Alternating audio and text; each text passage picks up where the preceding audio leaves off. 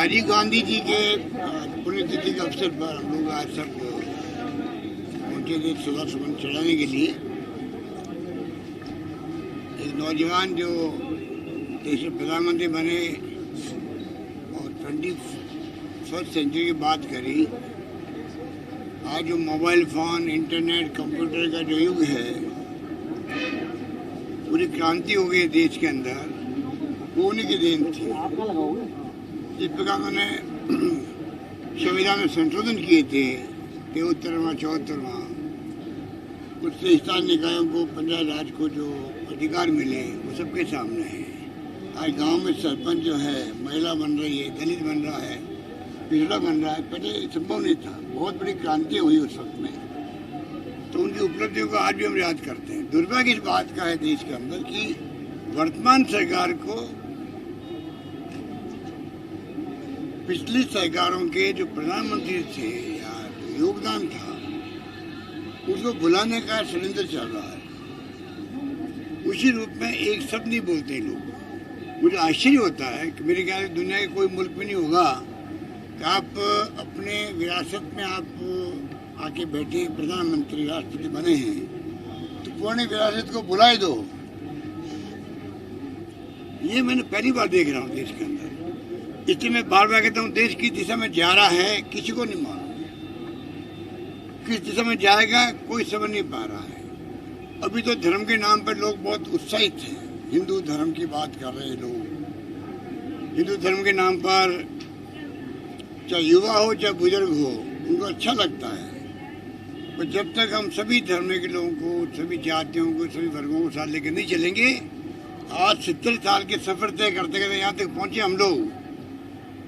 इंदिरा गांधी जी ने ध्यान देती, राजीव गांधी जी शहीद हो गए, सरदार बहन जी शहीद हो गए, ज्ञात अज्ञात कितने लोग शहीद हुए, पर आज खालिस्तान नहीं बनने दिया।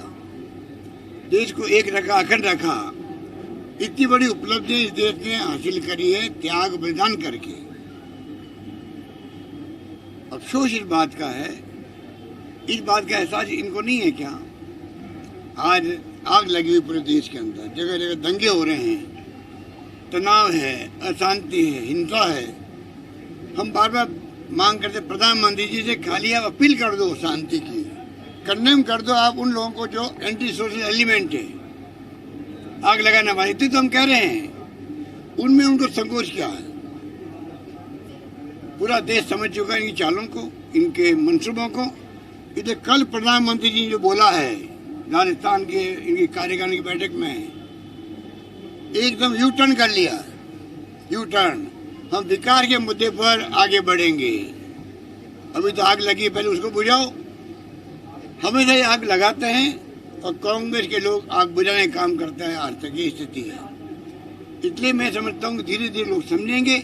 हम कोई अपील करना चाहेंगे जनता से, देश की एकता के लिए, अखंडता के लिए, देश के विकास के लिए जो पार्टी नीतियाँ रखती है, कार्यक्रम रखते हैं, सिद्धांत बनाए हुए हैं, उन पे चलो। देश हित में ये है। धर्म जाति तो इतना माहौल बना देती है, अचानक दंगे हो जाते हैं, झगड़े हो जाते हैं, कुछ भी हो सकता है। ये इतिहास गवाह है। इससे अलग हट करके हमें प्रेम, भाईचारा, स्नेह की बात करनी पड़ेगी, प्यार मोहब्बत की बात करनी पड़ेगी, अहिंसा की बात करनी पड़ेगी। तब जाके हमारा मुल्क एक रहेगा, अखंड रहेगा। मान सम्मान जो दुनिया में है वो कायम रहेगा, मेरा मानना है। सर, भाजपा का ये कहना है कांग्रेस का जो चिंतन शिविर था वो अपने आप में चिंतन शिविर न होकर लेपर्ड सवारी का एक तरीके से आयोजन था, बहुत कुछ निकला नहीं चिंतन। वो क्या कहते हैं वो अपनी पंचायती खुद करें, हमारी अपनी पंचायती हम कर लेंगे। एक सर, एक परिवारवाद का सवाल आया कल प्रधानमंत्री। ये पुरानी बात है भाई, नई बात नहीं है। ये जब से ये आए सत्ता में तब ये बातें करते आ रहे हैं। ये परिवारवाद तो इनके अंदर है। आप गिनती लगा देता हूँ कि किनके केंद्रीय मंत्री है, उनके बेटे कहाँ जा रहे हैं, बेटे कहाँ जा रही है।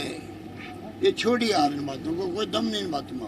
सर 25 साल का टारगेट फिक्स किया सर उन्होंने कि 25 साल तक हमें देश को संभालना, इस तरह का टारगेट। मैंने कहा न कल, पहले आपको याद होगा इन्होंने कहा 50 साल तक हमें कोई नहीं हिला सकता, 50 साल तक राज करेंगे हम लोग, ये कहा था। 50 साल अचानक 25 साल में आ गए। इसलिए मैंने कल कहा सीधे 50 से 25 पे आए, हो सकता है कल 5 पे आ जाए। एक सर कांग्रेस के चिंतन शिविर के बाद जो कांग्रेस के युवा नेता है उन्हें भगदड़ सी मची है, इसको किस तरह देखते हैं? कोई भगदड़ नहीं मची हुई, इक्का दुक्का लोग तो जाते हैं, पहले भी गए हैं, अब भी जाएंगे, आगे भी जाएंगे। हम नहीं लेते हैं, आप समझ नहीं पा रहे हैं। लोग गुमराह करते हैं, मीडिया को दबाव में रखते हैं लोग, इसलिए मीडिया वाले खुल के बात नहीं कर पा रहे हैं। कांग्रेस कभी बीजेपी के हार्डकोर आरएसएस बीजेपी लोगों को लेती नहीं है, ये क्यों नहीं समझ रहे आप लोग? हमारे लोग तो जाते हैं उधर, नई बात नहीं हुई है, अलग पार्टी बनाते हैं, क्योंकि डेमोक्रेसी हमारे यहाँ पर है। इनकी पार्टी की जो विचारधारा है वो हमें सूट नहीं करती है। इक्का दुक्का आदमी आया होगा देश के अंदर जो भारतीय जनता पार्टी का नेता था या आरएसएस का था, इक्का दुक्का आया होगा शंकर सिंह वाघेला की तरह गुजरात के अंदर। बाकी इनको ले कौन रहा है? नाम लेंगे इन लोगों को। सर राज्यसभा की ट्रेनिंग कैंप का कोई है? भाई ये आगे अध्यक्ष बोलो दिन को। राजीव गांधी जी की पुण्यतिथि के अवसर पर हमने सबने श्रद्धासुमन अर्पित किए हैं। महान नेता जिन्होंने 20वीं सदी में देश को 21वीं सदी में ले जाने की बात की। पहली बार देश में टीकाकरण के लिए 300 करोड़ रुपए दिए, एजुकेशन पॉलिसी दी, और जिस प्रकार से देश को एक और अखंड रखने के लिए शहीद हो गए और ग्रामीण क्षेत्र से नीचे के स्तर से योजनाएं बन करके नीचे के स्तर से लोग तय करें कि हमें कौन सा किस तरीके का विकास चाहिए। आरक्षण और 18 साल की उम्र के नौजवानों को वोट का अधिकार, ये सब राजीव गांधी जी की देन है। मैं समझता हूं कि ऐसे नेता के जो सपने थे उनको पूरा करने में हम कांग्रेस के लोग कृत संकल्पित हैं और उनसे हमें प्रेरणा मिलती है। उन्होंने जो आदर्श देश की और दुनिया की राजनीति में स्थापित किए उनको लेकर के हम आगे चलते हैं। सर राज्यसभा के चुनाव आ रहे हैं, कांग्रेस क्या पहले की तरह ट्रेनिंग कैंप रखेगी या सीधे वोटिंग के लिए जाएंगे? हम लोग संगठन की तरफ से 1 और 2 तारीख को वर्कशॉप रख रहे हैं। जो हमारा उदयपुर डिक्लेरेशन हुआ उसकी तैयारी को लेकर के, इसके अलावा इस तरीके का कभी कोई ऐसा कोई कार्यक्रम नहीं है। लेकिन एक बात मैं कहना चाहूँगा, आप पूछें या नहीं पूछें, ये कल प्रधानमंत्री जी वंशवाद की बात बोल रहे हैं। दीप्ति महेश्वरी को टिकट किसने दिया? वसुंधरा जी और उनके बेटे को टिकट किसने दिया? राजनाथ सिंह के बेटे को टिकट किसने दिया? और फिर कहते हैं 70 साल या 75 साल। तो कैलाश मेघवाल जी कितने साल के हैं? 85 साल के। सूर्यकांता व्यास जी कितने साल की हैं? तो इनकी कथनी और करनी में फर्क है। ये केवल देश के मुद्दों से ध्यान बटाने के लिए इस तरीके की बात कहते हैं। आप बताइए, जो सिंधिया जी गए, ये जब कांग्रेस में थे तब तो वंशवाद की बात करते थे कि वंशवाद का परिणाम है ये, और उनके यहाँ ठीक हो गए। सुनील जाखड़ जी गए, बलराम जाखड़ जी के बेटे थे, जब तक उनके हमारे पास थे तब तक तो वो वंशवाद की उसमें आ रहे थे परिभाषा में, और जब उनके यहाँ चले गए तो वो वंशवाद की परिभाषा नहीं है। आप किसी को उठा के, आरपीएन सिंह का क्या है, जितेंद्र प्रसाद क्या है? तो मतलब कांग्रेस में थे तब तो कह रहे थे साहब नेताओं के बेटे हैं, इनको आगे बढ़ा लें, ये दूसरों को मौका नहीं देने दे रहे। और हमारे रिजेक्ट किए हुए उनके यहाँ जो वंशवाद कांग्रेस के लिए बता रहे थे वो वहां जाकर के खरे सोने हो गए, 24 कैरेट का सोना हो जाते हैं और वंशवाद का आरोप उनका खत्म हो जाता है। तो ये कथनी और करनी में उनके में फर्क है, इसलिए आपको समझना पड़ेगा। अभी ताजा ही दिया ना, उपचुनाव में दिया ना दीप्ति महेश्वरी को, कहाँ गया वंशवाद? और कन्हैया कुमार को नहीं दिया, वो वंशवाद का कारण नहीं था, वो था कि वसुंधरा जी के कैंप का आदमी है इसलिए उसको नहीं देना है। तो इनकी अलग अलग वो है, लेकिन अब इनका उतार आ गया है। आप देखना 2 साल बाद में इनका पता नहीं चलेगा। इनकी कोई आइडियोलॉजी नहीं है, इनकी कोई विचार नहीं है, इनका कोई विजन नहीं है। विजन जोड़ो, कौन सी पार्टी ऐसा नहीं कहती है कि नए लोगों को जोड़ना चाहिए, नए लोगों को आगे आना चाहिए? हमारे नेता राहुल गांधी जी तो हमेशा एक ही बात कहते हैं कि जो पंचायत राज नगर पालिका से जो नए लोग आ रहे हैं उनको आप आगे लाइए, उनको मौका दीजिए।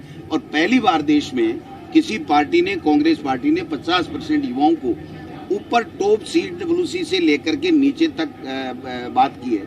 इससे बड़ा कोई फैसला हो नहीं सकता। ये कर सकते हैं क्या ऐसा फैसला?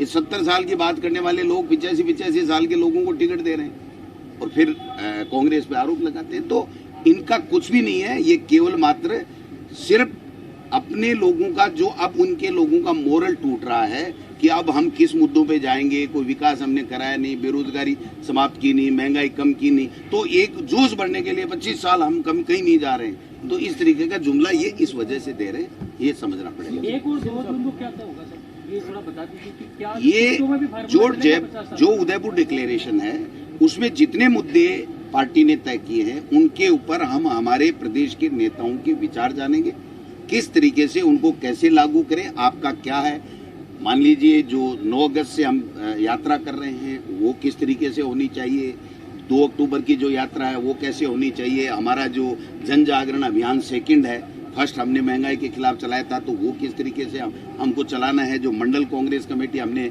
बनाने का निर्णय लिया है उदयपुर डिक्लेरेशन में, उसका स्वरूप कैसा होगा, कितने होंगे, कितने राजस्थान में और नए मंडल कांग्रेस बनेंगी, और जो पद कहा है कि 90 दिन और 180 दिन में सारे पद भरे जाएंगे संगठन के, तो वो जल्दी से जल्दी हम कैसे लोग बने, बूथ इकाइयां कैसे बने, ग्राम पंचायत कार्यकारिणी कैसे बने, मंडल कार्यकारिणी कैसे बने, ब्लॉक की कार्यकारिणी कैसे बने, और संगठन और सत्ता में लेकर के हमारी जो सरकार ने अच्छा काम किया है, ये किसी देश की किसी स्टेट की सरकार में ऐसा अच्छा काम नहीं हुआ जितनी फ्लैगशिप योजनाएं हमारी, चाहे मुख्यमंत्री चिरंजीवी योजना हो, चाहे हमारी महात्मा गांधी इंग्लिश मीडियम की स्कूलें हो, चाहे बिजली फ्री की बात हो, चाहे हम जो राशन दे रहे हैं सरकार की तरफ से उसकी बात हो, ये सारी चीजें हम लोगों को कैसे लाभ मिले और एक भी व्यक्ति पीड़ित ना रहे, उसके गांव-गांव घर-घर जाकर के हम हमारी फ्लैगशिप योजनाओं का लाभ आम जन तक पहुंचे, इसको लेकर के एक रोड मैप बनाए। बीजेपी के राष्ट्रीय राज्यसभा में 3 कैंडिडेट आएंगे, 4 आएंगे कांग्रेस में? खाली 4 हैं,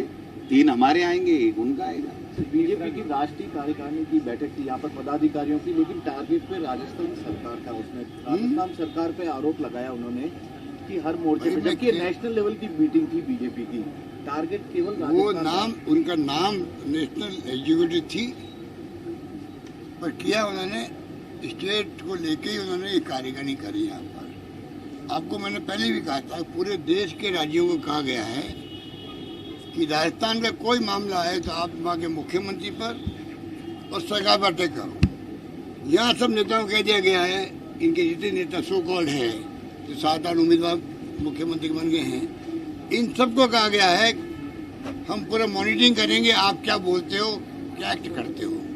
ये कार्यकारिणी का नाम राष्ट्रीय था, वो कार्यकारिणी राजस्थान के लिए थी, क्योंकि इतने घबरा गए हैं, इसलिए मैंने आपको कहा बार बार राजस्थान में आ रहे हैं इनके अध्यक्ष। कार्यकारिणी मीटिंग जैसे हमने अनाउंस किया वहाँ उदयपुर का प्रोग्राम, और इन्होंने अनाउंस कर दिया इस कार्यकारिणी को, इतने घबराहट के अंदर है, क्योंकि राजस्थान की जनता, राजस्थान में जो काम हुआ इस बार, इतने शानदार योजनाएं लाए गए हैं, हर वर्ग के लिए योजना लाए गए हैं, लगता है इस बार जनता का मूड रहेगा कि सरकार पुनः लौटे कांग्रेस की लहर। ये इनको भय सता रहा कि इस बार कांग्रेस सरकार वापस आ रही है, पब्लिक में ये मूड है, इसलिए जानबूझ के पूरा फोकस इन्होंने राजस्थान पे कर रखा, इसलिए वो ये कार्यकारिणी की गई। जिस प्रकार कांग्रेस के विधायक निरंतर फंसते जा रहे हैं या फंसाया जा रहा है, उनके विधायक पुत्र हो गए या विधायक के भाई हो गए, या फिर हम बार बार क्यों कह रहे हैं लोकतंत्र खतरे में है, हम क्यों कह रहे हैं संविधान की धज्जियां उड़ रही है, ये तो मुकाबला में इनसे करना है और जनता का आह्वान करते हैं। आज दूसरों पे आए सीबीआई, इनकम टैक्स, ईडी, कल आपके ऊपर आएगी, पूरा देश घबराया हुआ है, ये आम जनता को समझ निकाल सकता है। और हिंदू मुस्लिम की राजनीति करके कब तक राजनीति करोगे आप देश के अंदर, कहाँ लिया वो देश को अंदर, ये बहुत बड़ा ऐसा सवाल पैदा हो गया देश के अंदर, चिंताजनक स्थिति बन गई देश के अंदर, ये हम कहना चाहते हैं। ओके, चलो भाई।